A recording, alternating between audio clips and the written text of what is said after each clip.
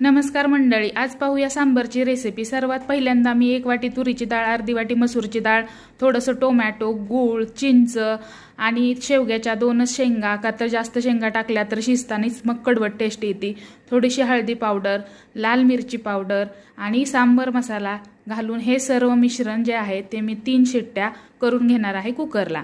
त्याच्यानंतर मी फोडणीसाठी कोथिंबीर, कढीपत्ता, कांदा, मोहरी, जिरे वापरलेला आहे आणि कांदा छान परतला की त्याच्यामध्ये थोडीशी अद्रक लसणाची पेस्ट टाकलेली आहे। छानपैकी आपलं वरण मस्त शिजलेलं आहे आणि त्याच्यामध्ये आपल्याला सांबर मसाला टाकून थोडीशी हळदी पावडर टाकून फोडणी द्यायची आहे। आणि चिंच गूळ जर तुम्ही शिजताना वापरला तर खूपच छान अशी सांबरला टेस्ट येते। नक्की घरी ट्राय करून बघा। आणि बघा मस्तपैकी सांबर तयार झालेला आहे। सांबर हे 5 ते 10 मिनिटं मस्त उकळू द्यायचं आणि जेव्हा सांबरला असा केशरी कलर येतो तेव्हा समजून जायचं की आपलं सांबर एकदम मस्त